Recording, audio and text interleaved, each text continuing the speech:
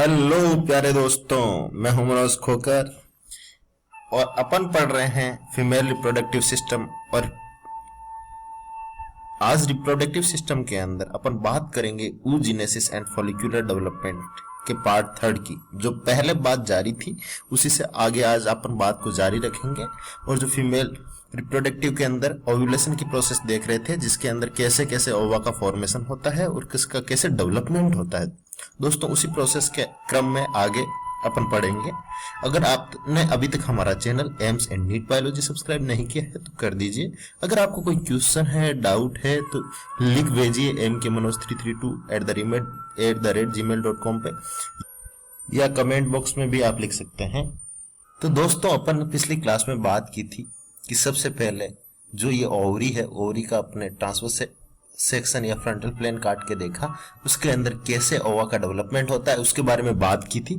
और उसके अंदर अपन ने बात की थी कि सबसे पहले प्रीमोर्डियल फॉलिकल्स डेवलपमेंट होता है, फिर प्राइमरी फॉलिकल्स डेवलपमेंट होता है। उसके बाद में अगर अपन देखते हैं ये प्राइमरी फॉलिकल्स आगे डेवलपमेंट होकर ये इसमें कन्वर्ट होता है और ये सेकेंडरी फॉलिकल्स के अंदर कन्वर्ट होता है, जो आगे जाके ये जो नई स्ट्रक्चर फॉर्म करता है जिसका नाम होता है मैच्योर ग्राफियन फॉलिक्यूल्स, ये पूरा। और इसके अंदर जो फ्लूइड पाया जाता है उसको फॉलिक्यूलर फ्लूइड बोलते हैं।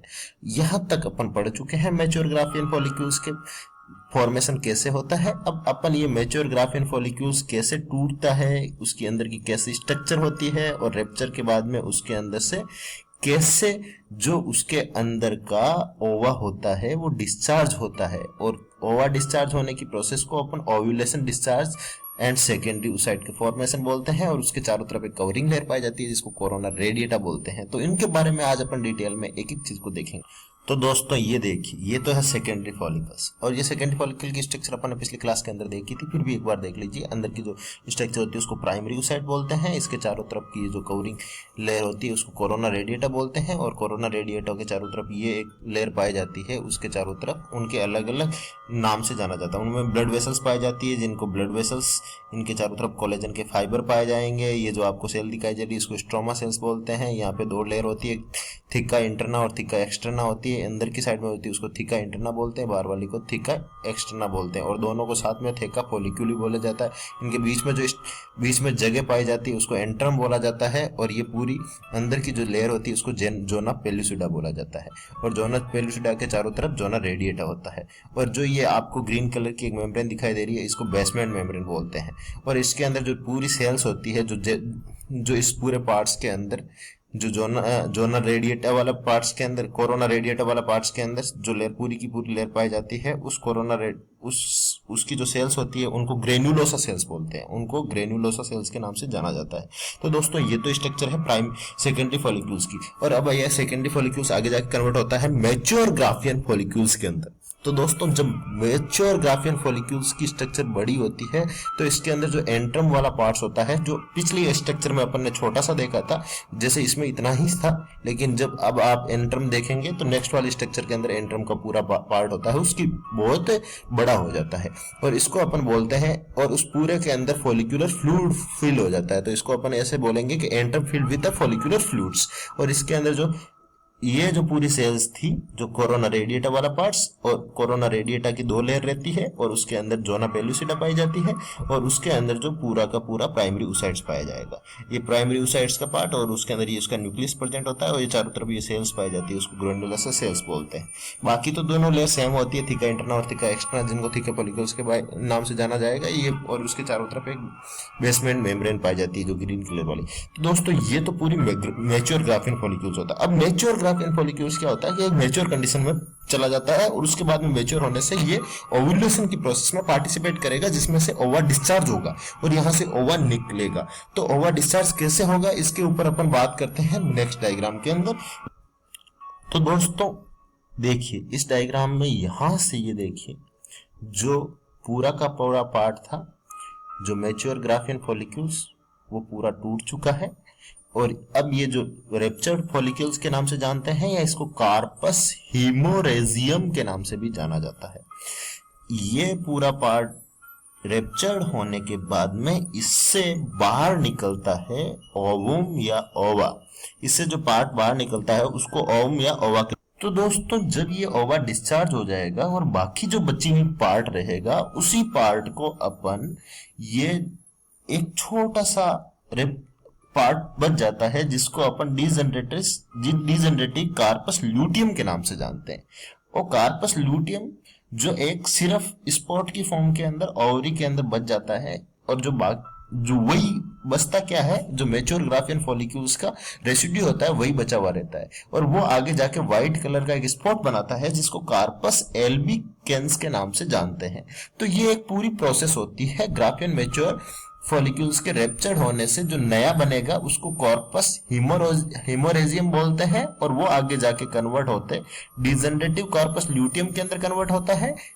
कार्पस ल्यूटियम के अंदर कई बार ब्लड का छोटा सा पार्ट रह जाता है, स्पॉट रह जाता है, जिसको ब्लड क्लॉट के नाम से जानते हैं, और वही कार्पस ल्यूटियम आगे जाके कार्पस एल्बिकेंस के अंदर कन्वर्ट हो जाता है, और कार्पस एल्बिकेंस एक ओवरी के अंदर स्पॉट की फॉर्म के अंदर रहता है। तो दोस्तों जब होता ओव्यूलेशन की प्रोसेस होती है, ओवा डिस्चार्ज होता है, तो ये करीबन जो 14वां दिन होता है, जो मेंस्ट्रुअल साइकिल के आने के 14 डे के अंदर ओव्यूलेशन की प्रोसेस होती है। जो मेंस्ट्रुअल साइकिल होती है उसके कंप्लीट होने के 14वें दिन के अंदर यहाँ से ओवम डिस्चार्ज होता है, और उसके बाद में आप देखेंगे कि इसके अंदर जो ही ओवम डिस्चार्ज हुआ, धीरे धीरे जो एस्ट्रोजन और जो प्रोजेस्टेरोन हार्मोन होता है और एस्ट्रोजन हार्मोन होता है, दोनों की ही क्वांटिटी धीरे धीरे ग्रेजुअली इंक्रीज होने लग जाती है। तो आप देखेंगे दोनों का लेवल बढ़ रहा है, ग्राफ के अंदर दिखाई दे रहा है अपने को, ये दोनों का लेवल बढ़ रहा है, और इसी के साथ में जो LH और FSH होती है उनकी क्वांटिटी धीरे धीरे कम होती है, ग्रेजुअली डिक्रीज, और LH की तो काफी डिक्रीज होती चली जाती है, जो करीबन 13वें दिन जो ही ओवा डिस्चार्ज हुआ उसके एक दिन पहले से ही ये धीरे धीरे कम होना स्टार्ट हो जाता है। तो ये एक क्वांटिटी इनकी कम होती चली जाएगी, प्रोजेस्टेरोन एस्ट्रोजन की क्वांटिटी बढ़ेगी। तो प्रोजेस्टेरोन एस्ट्रोजन होते हैं वो क्या करेंगे, जो यूट्रस की मेम्ब्रेन है उसको थिक करने का काम करेंगे, मोटा बनाने का काम करेंगे, और जो ही वो थिक होगी उतनी ज्यादा मोटी होगी तो उसके अंदर ब्लड वेसल्स और जो आर्टरीज और नर्व होती है वो भी उसके अंदर बनती चली जाएगी, ताकि वो आने वाले टाइम के अंदर जो नया एम्ब्रियो है उसके अंदर प्लेसेंटेशन में हेल्प कर सके, और जो इम्प्लीमेंटेशन में हेल्प करेगी, और जो इम्प्लीमेंटेशन में हेल्प करेगी तो एम्ब्रियो जो नया बनेगा उसी के द्वारा, प्लेसेंटा के द्वारा वो अटैच होगा और वो आगे जाके फूड प्रोवाइड करने में हेल्प करेगा। तो ये एक पूरी कंटिन्यू प्रोसेस को बताता है दोस्तों। तो ये पूरा जो ग्राफ है उसको अपन एक डिटेल में स्टडी करें तो आपको ये समझ में आएगा कि अपने ब्रेन का जो मिड पार्ट होता है उसके अंदर एक पार्ट होता है ब्रेन का जिसको हाइपोथैलेमस बोलते हैं। हाइपोथैलेमस होता है जो पिट्यूटरी ग्लैंड पे कंट्रोल करता है, और वो एक हार्मोन रिलीज करता है जिसको गोनेडोट्रोपिक रिलीजिंग हार्मोन्स बोलते हैं। गोनेडोट्रोपिक रिलीजिंग हार्मोन्स जो हाइपोथैलेमस के द्वारा सिक्रेट किया गया एक केमिकल्स होता है जो एंटीरियर पिट्यूटरी ग्लैंड्स वाले पार्ट्स के ऊपर सिक्रेट करता है और उसको कंट्रोल करता है। जिसे एंटीरियर पिट्यूटरी ग्लैंड्स वाला पार्ट्स होता है वो वहां से दो हार्मोन सिक्रेट करता है, एक FSH फॉलिकुलर स्टिमुलेटिंग हार्मोन और दूसरा LH luteinizing hormone. Follicular stimulating hormone follicular phase के अंदर जो प्रीमोर्डियल फॉलिक्यूल्स होता है उसको प्राइमरी फॉलिक्यूल्स और प्राइमरी को सेकेंडरी फॉलिक्यूल्स में कन्वर्ट करने का काम करता है, और जो सेकेंडरी फॉलिक्यूल्स वो खुद कोई भी ग्लैंड्स यहाँ पे डायरेक्ट सिक्रेट नहीं करती, सेकेंडरी फॉलिक्यूल्स खुद एस्ट्रोजन का सिक्रेशन करता है। तो धीरे धीरे एस्ट्रोजन का लेवल बढ़ेगा और जो ही सेकेंडरी फॉलिक्यूल्स बनता है तो वहां से आप देखेंगे कि LH का सिक्रेशन भी पिट्यूटरी ग्लैंड करना स्टार्ट कर देती है, जिससे LH और FSH दोनों सिक्रेट होंगे और धीरे धीरे FSH का क्वांटिटी कम होती चली जाएगी। आप यहाँ पे ग्राफ में भी देखेंगे FSH बड़ा था, 15 डेज में बढ़ा, और जो ही ये ओव्यूलेशन कंप्लीट हुआ, मैच्योर ग्राफियन फॉलिक्यूल से ओव्यूलेशन कंप्लीट हुआ, तब LH FSH होता है उसकी क्वांटिटी धीरे धीरे ग्रेजुअली डिक्रीज होगी, और जो LH होता है उसका काम ही सिर्फ ओव्यूलेशन की प्रोसेस को कंट्रोल करना है और ओव्यूलेशन को करवाना है।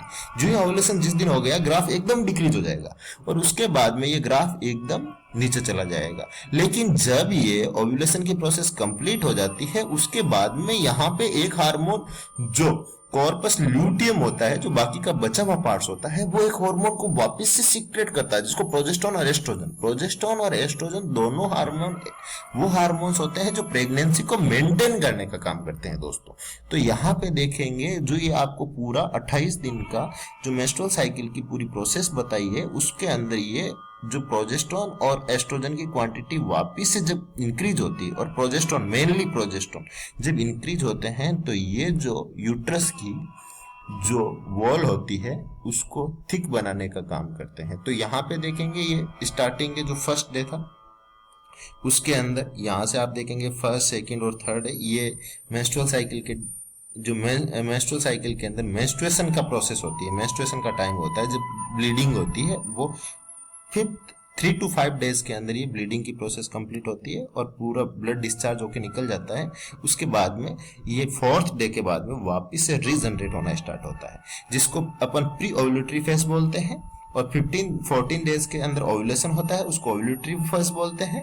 और जब ओव्यूलेशन हो जाता है कंप्लीट, 20 डेज के बाद का टाइम होता है, उसको अपन पोस्ट ओव्यूलेटरी फेज बोलते हैं। और जो फेज जिसके अंदर ब्लीडिंग होता है उसको अपन मेंस्ट्रुअल फेज बोलते हैं। तो यहाँ पे 4 फेज के अंदर अपन देखते हैं, इसको डिवाइड करते हैं पूरी साइकिल को। जो मेंस्ट्रुअल साइकिल का फेज होता है, जो मेंस्ट्रुअल फेज होता है, जो 3 to 5 डेज का होता है। प्री ओव्यूलेटरी फेज होता है वो 7 डेज का होता है। ओव्यूलेशन फेज होता है उसको 4 to 5 डेज का मानते हैं, लेकिन ये मेनली 14th डेज होता है उसके अंदर होता है। और पोस्ट ओव्यूलेशन फेज होता है वो भी 7 to 10 डेज का होता है, जिसके अंदर से पोस्ट ओव्यूलेशन फेज होता है जो मेन इंपॉर्टेंट काम करता है प्रोटेक्ट करने का यूट्रस की वॉल को, और उसको जो एंडोमेट्रियम वॉल होता है उसको प्रोटेक्ट करने का। यहाँ पे हार्मोन्स का ये पूरी उनकी कंसंट्रेशन और उनके डे के हिसाब से पूरा ग्राफ बनाया गया है। आप देखेंगे FSH की क्वांटिटी जो सेकेंड डे से ज्यादा होना स्टार्ट होती है, लेकिन 14, 13, 14 डे को वापस एकदम ग्रेजुअली इंक्रीज होता है, फिर कम होता चला जाता है। तो ये एक पूरी प्रोसेस होती है जो उसको कंट्रोल करती है। तो प्यारे दोस्तों, इन चीजों में अपन देखेंगे, कई बार यहाँ से क्वेश्चन भी पूछा जाता है कि एस्ट्रोजन का लेवल हाई कब पाया जाता है इस टाइम में। तो आप देखोगे एस्ट्रोजन का लेवल जो 10 से लगा के 14 डेज का टाइम होता है उसमें सबसे ज्यादा क्वांटिटी में होगा, और इसी टाइम LH का लेवल भी सबसे ज्यादा क्वांटिटी में पाया जाता है। अगर कई बार ये भी क्वेश्चन पूछा जाता है कि प्रोजेस्टेरोन का लेवल हाई कब होगा, प्रोजेस्टेरोन का लेवल हाई होता है वो आप देखेंगे कि यहाँ पे 20 से लगा के 24 दिन का जो टाइम पीरियड होता है उसमें सबसे ज्यादा पाया जाता है। और आपको ये भी पूछा जा सकता है कि FSH का लेवल सबसे हाई कब होगा, तो 12 से लगा के 14 दिन के बीच के टाइम में FSH का। और ये पूछा जा सकता है कि एस्ट्रोजन, LH और FSH तीनों का लेवल हाई कब होगा, तो तीनों का लेवल हाई पाया जाएगा वो 12 से लगा के जो 12 to 14 डेज का टाइम होता है उसके अंदर ये पूरी सबसे ज्यादा लेवल सभी का पाया जाता है। तो ये पूरा ओवरऑल जो अपन स्ट्रक्चर होता है उन तीनों साइकिल के बारे में बताया है। तो ये पहला जो ओवेरियन साइकिल्स के बारे में बताया है, पहले प्रीमोर्डियल साइकिल बनता है, फिर प्राइमरी फॉलिकल्स, फिर सेकेंडरी फॉलिकल, फिर मैच्योर ग्राफियन, फिर ओव्यूलेशन होता है, फिर ओव्यूल निकल जाता है, बाकी का पार्ट होता है उसको कार्पस ल्यूटियम बोलते हैं, और कार्पस ल्यूटियम। और ये यूटेराइन मेंस्ट्रुअल साइकिल होती है उसकी स्ट्रक्चर को बताया है, और ये हार्मोन की कंसंट्रेशन को शो करता है। तो मित्रों देखेंगे कि इस डायग्राम में मैं जो पहले बता ही चुका था आपको, मिड ब्रेन का पार्ट होता है हाइपोथैलेमस, वो एक केमिकल रिलीज करता है जिसका नाम होता है गोनेडोट्रोपिक रिलीजिंग हार्मोन्स। वो gonadotropic releasing hormone anterior part of the pituitary glands के ऊपर जाके रिलीज करता है FSH और LH को। जब FSH और LH जब इनका सिक्रेशन होता है तो ये जो ग्राफियन फॉलिक्यूल होता है, मैच्योर ग्राफियन फॉलिक्यूल्स, ये आगे जाके ओव्यूलेशन की प्रोसेस करता है, और बाकी का जो रेप्चर्ड पार्ट होता है उसको अपन कॉर्पस हिमोरेजिकम बोलते हैं, ये इसको रेप्चर करके ओव्यूलेशन की प्रोसेस करता है। और जो ओव्यूलेशन हुआ तो यहाँ से एक सिग्नल जाता है, और वो सिग्नल इनको कम करने के लिए वापस बोलता है कि LH और FSH का लेवल कम कर दीजिए। यहाँ से जो सिग्नल जाता है वो रोकने का, वो उनको कम करने का, उसको इनहिबिन हार्मोन के थ्रू ये गोनेडोट्रोपिक रिलीजिंग हार्मोन को भी रोकता है, एंटीरियर पिट्यूटरी ग्लैंड से LH के सिक्रेशन को भी रोकता है। तो ये पूरी प्रोसेस बताता है कि LH का सिक्रेशन यहाँ से किस टाइप से कम होता है, और उसको कम करने में कौन कौन से hormone male important role play करते हैं। तो ये स्ट्रक्चर इसी के बारे में शो करता है। तो दोस्तों आगे की प्रोसेस में अपन एक बार फिर से अगली क्लास के अंदर अपन देखेंगे कि ब्रेन के कौन कौन से हार्मोन रेगुलेट कैसे होते हैं, क्योंकि हार्मोन वाला पार्ट अगली क्लास के अंदर अपन इंपॉर्टेंट है, बहुत पूछा जाता है, उसमें से क्या क्वेश्चन आता है। तो जो अपन पूरे ओवरी के अंदर कौन कौन से हार्मोन प्रेजेंट होते हैं अभी अपन ने देखे ही थे, और उनका रेगुलेशन का प्रोसेस और उनका क्या फंक्शन होता है वो नेक्स्ट वाली क्लास के अंदर पढ़ेंगे। उनमें से बहुत बार क्वेश्चन पूछा जाता है पीएमटी नीट के एग्जाम में। तो दोस्तों